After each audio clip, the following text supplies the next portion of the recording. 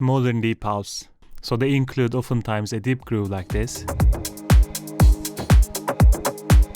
And then you have really nice sounding fat bass. And of course, as a final touch, the piano and the pluck arpeggio.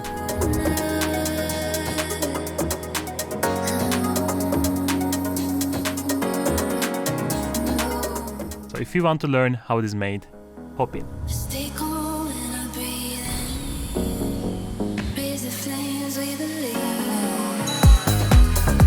First we will get a kick, put it onto the 4th floor. Really no extra processing is needed on this one. And then we are gonna get a congos. First a high layer sounding like this. And then we will get a low layer. Be aware that these are slightly panned to the left to make a bit more room on this in the track.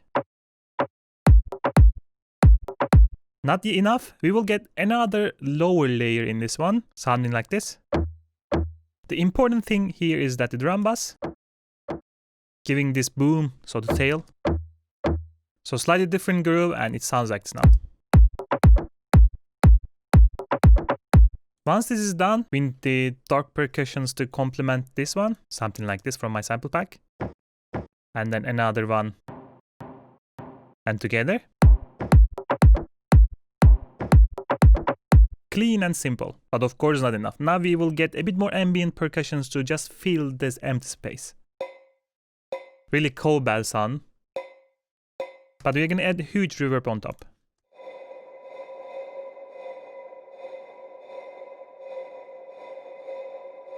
To make it really fill up the ambience, and a bit EQ. Glue. And sidechain to kick. Again together.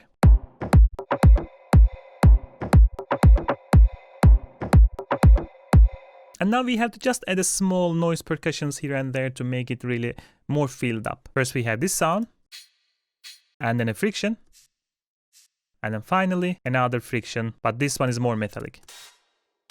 Together.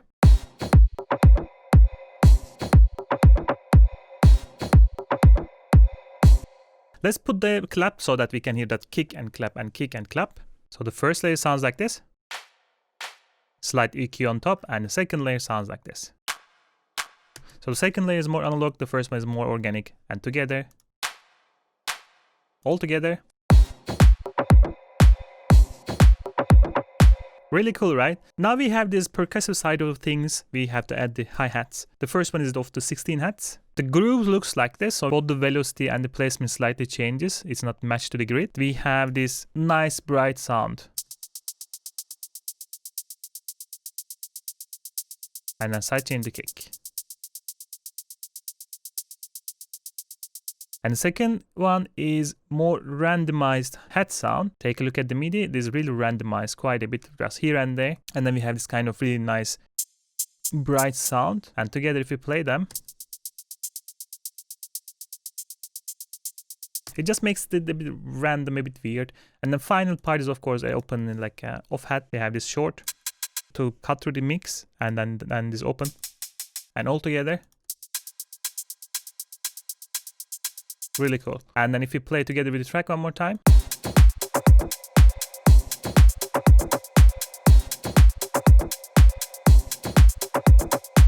The two things, filling up the ambient a bit more. First the white noise, or the noise in the background, and on top of that maybe a warm pad sound. Just another noise sound from my sample pack.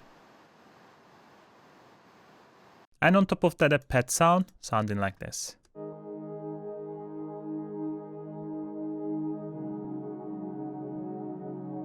Really deep pads. If we take a look at the patch. So we have this serum patch, two different, one sawtooth and one squarish FM type of wavetable. They boom quite a lot. This LFO goes to the cutoff and modulates it. And then we have distortion, flanger, chorus, compression, even up the levels, and reverb and EQ. And then we have another EQ here to make it a really dark, and then of course a sidechain to kick. We can feel the groove. And if we play all together one more time,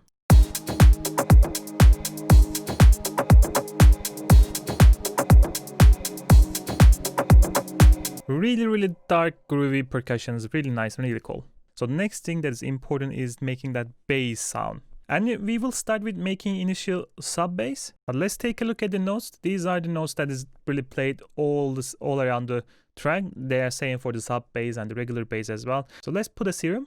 So what we are going to do, we're going to take two oscillators, put them -1 and -2 and activate the filter, and we're going to make it really 24 dB and slide drive. So if you play now, let's put both of them. This really dark sound right there. I'm going to make the envelope slightly, ever slightly pluckier and give it a little bit release so that it doesn't abruptly ends.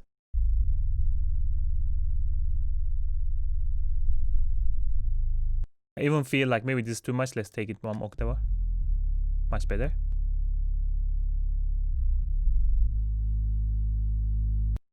Let's give a slight distortion. And I want a little bit compressor to level up the sound.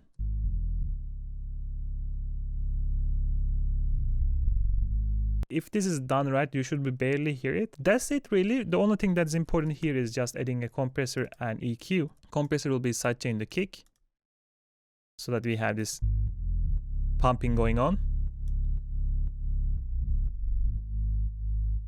And EQ is just there to make sure that we don't need things that, or we don't have extra things like -25, 26, 7. Below that, I don't care too much, and up above around like at 110, I don't want it neither. This is a sub bass. Clean and sounding nice. The second one is the body of the bass. So let's do that. Let's put a serum for that as well. So what we are going to do, we're going to first go for the analog, and I'm going to play it once. And then let's put a filter. I'm going to put also 24 dB, drive a bit, but this time it will be a bit more open. And then we're going to make it more plucky because this sound should be like pum pum pum type of sound. We should still have a sustain, but not really as heavy as the sub bass itself. And I'm going to create a second envelope. This one will be also a bit plucky, and put it on the cutoff filter. And so that we can open up every hit. Just like that. And I'm going to activate the second oscillator and maybe put something like this. Decrease the level a bit.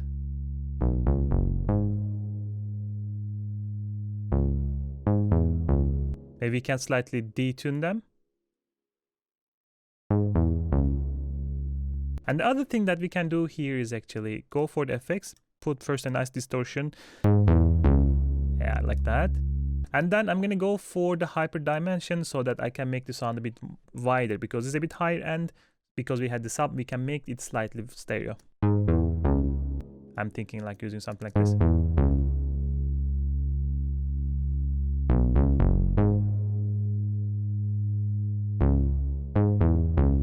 Cool. And then I'm gonna go for a compression again. Not that heavy.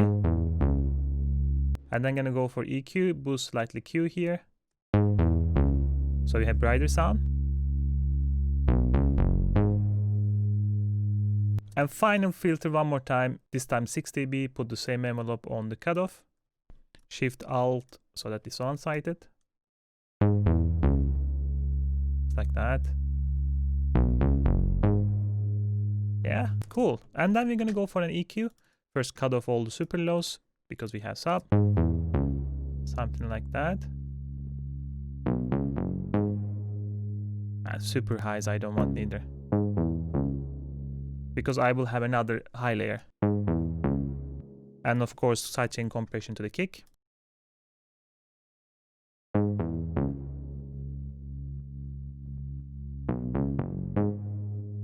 Together with the other bass.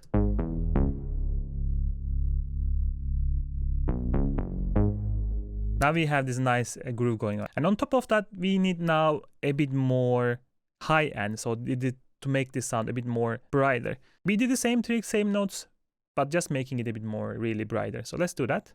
I just used the same idea, same plucky envelopes, even shorter, but this time I used the basic mini with unison and with this guy, and sounds like this.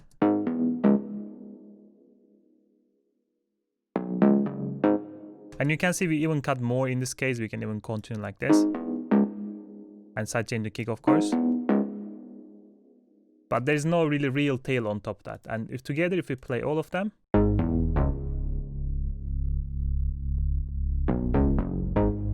this really great and nice bass sound. it's still not ready. We need just one more noise click on top of that so that it can cut through the mix a bit more. I just add this kick attack here, attacks kick, and sounds like this. Together with the other guys now.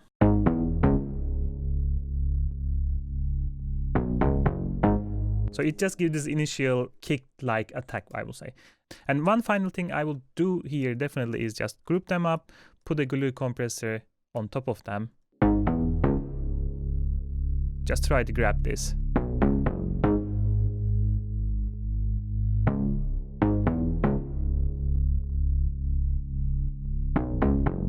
Just glues everything together nice. And if we play all of them together and also increase the tempo to 124 so that we are in the right tempo, sounds like this.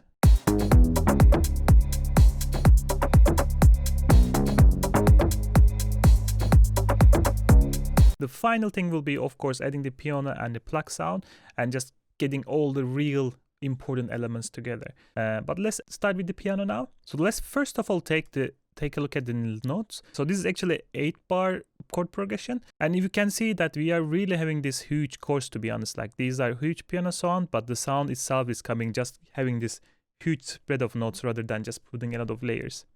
And the important thing over here is just different the velocity.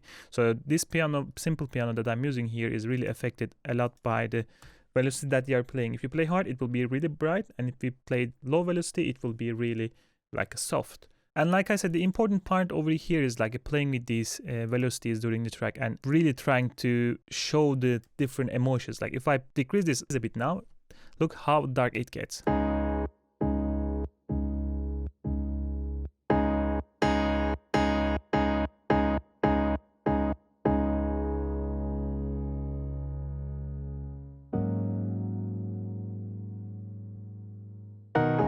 Maybe you go to the break, right? And then you want to slow it down. So automating velocity gives that feel here together with the track.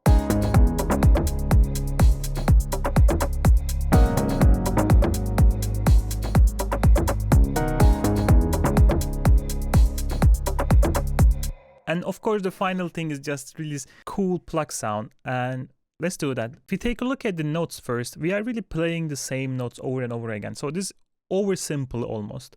And this idea, if you try to use too many different notes, you will end up making more progressive house track than deep house track. So try to eliminate the notes that you are playing to create this more deeper, simpler ambience. In this case here, as you can see, we can have G sharp, and then we again another G sharp and D sharp, and then we have another D sharp. And here we have F sharp as well, here and then. But that's the only 3 notes that we are using in this whole sequence. And let's put a serum and make the sound. So to get this more digital but smooth sound, I would suggest going for digital envelopes. And here you have this bipole harmonic. So this is more like a square wave into 2 different sine waves. So one sine wave is like a bigger one, higher, lower octave, and another one is smaller octave. So this is like a triple FM synth sound. So I'm gonna get 2 of these and activate the filter. If I play now, it's almost like a Atari sound, but what we're going to do, put them into the -1, both of them. And this one goes a bit like this, and this one is a bit up. So they are slightly detuned from each other. And make this 24 dB. Yes. And then we're going to make it more pluckier, like this. And give a slight attack. And then we're going to take the second oscillator here, second envelope here, put it on the cutoff, make it pluckier again. And then give a slight release on both envelopes. You can maybe start to hear this sound. And the important thing here is having something like kind of diode, I would say, distortion. That makes the sound really, really rich. And then we put an EQ, boost the highs a bit more.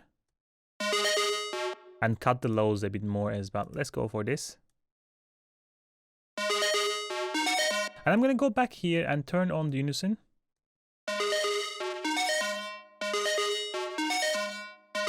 But make it really small. And decrease the cutoff slightly. I'm going to make it really fast as well.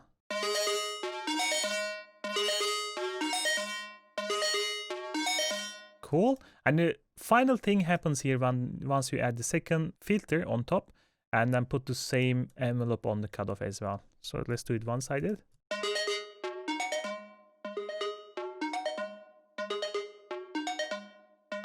This kind of cleans up the sound.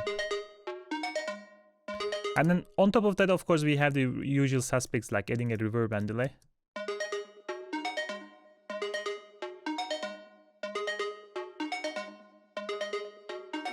And bigger delay reverb.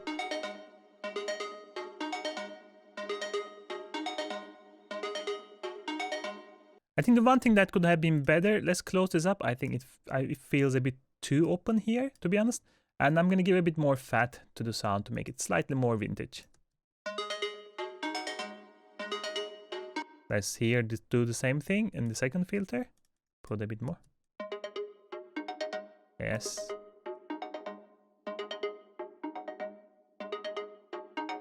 And finally, we can activate a bit reverb, a delay on outside.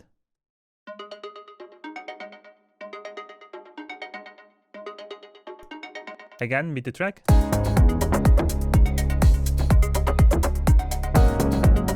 And of course, during the track, the trick here is like automating the color finder.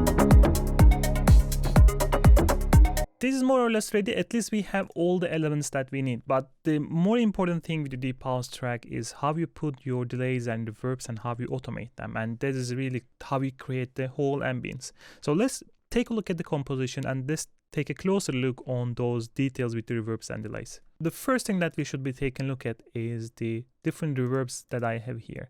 The first thing is a room reverb. It's around like a 1.6 seconds. I'm sending most of the drums and so on here. Most of the time the room reverbs should be smaller, like a 0.7 seconds and so on, but Deep House tracks tends to have a bit bigger reverbs. And then we have the hall. This one is around 4 seconds. This is really big and really darker. As you can see, I'm cutting highs here and highs there as well. So this is dark hall sound. And then we have a couple of slap and echo delays. And the most important thing over here is the shimmer, and you can see that it's 13.5 seconds. There are better alternatives like Valhalla Shimmer and so on, but the main idea with the shimmer is that you have this big reverb and you are focusing more on the high end. As you can see, this time I'm cutting the lows instead, and then you really make density high, so it kind of reverb itself and makes the shimmery bright sound on top of that. And finally, I have reverb EQ here. This one is actually what I did resampled, because in the original track that there was always in the background this kind of shimmer dark sound. So if I play this part, you can see how it sounds actually. This is basically resampling this guy, so this is turned off most of the time. But let's start with the, I will say, the drums. So you should see how they sound with and without all these effects.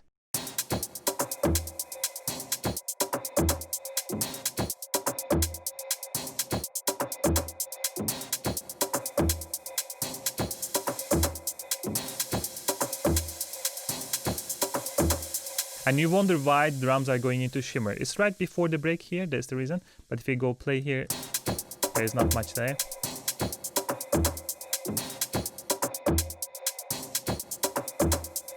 So I'm using both reverbs to create this really big ambience. And while we were talking about shimmer, I think it's good to take a look at there as well. So here, this guy, this one is the shimmer reverb. So I'm automating all the time when we are going into the break, because this creates this kind of white noise effect, but much more kind of under the water feeling, more like a glued together with the track. And this is important for building up for Deep House track. There's not really much use of white noise. Instead, everything is created with those effects. So if I play it here, just these guys, for example, you can hear a bit more what is happening.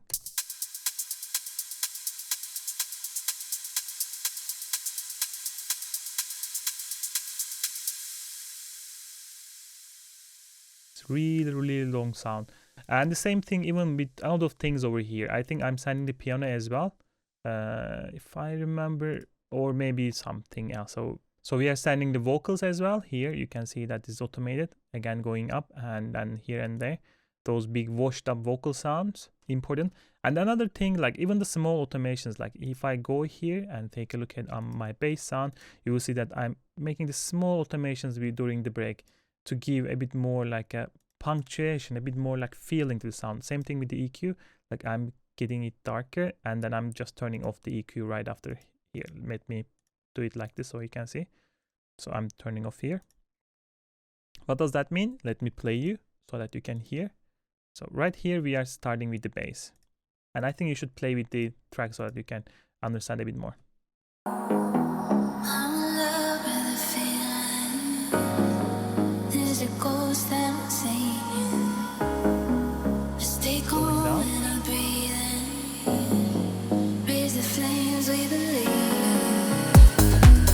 And then we turn off this EQ to get this like big hit back once more again. So making this small adjustment really gives the punctuation and feeling to the track most of the times. If you are enjoying the video until now, and if you feel like it is adding something to you, please don't forget to like the video now and subscribe to the channel, because it helps a lot to me and the channel, and I will really appreciate it. And like here, like I mentioned earlier, if we take a look at the pianos again, you see that I'm playing with the velocities again, middle up, down to give this smaller sound. So let's play it here on the piano so that you can hear what I mean.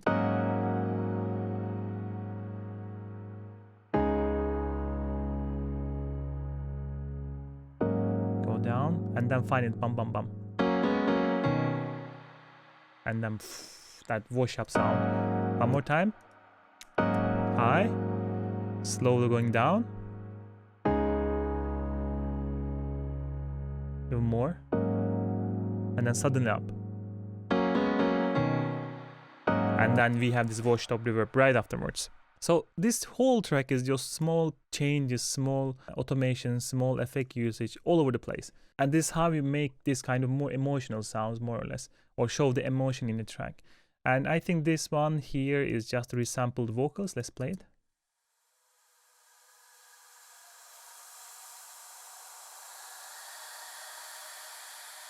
Like you can see, I don't use any white noise, anything else. Everything here, effects are just made the track's own sound. It really glues everything together because of that.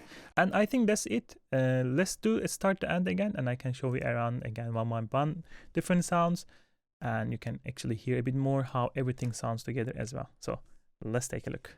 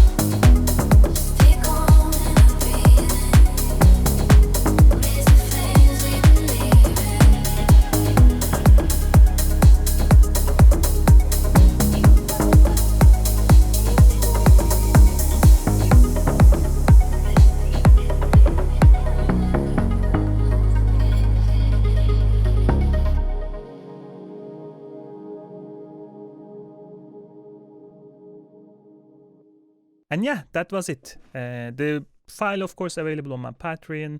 But other than that, I hope you enjoyed the video and I hope you learned something. And I will catch you next one. Goodbye.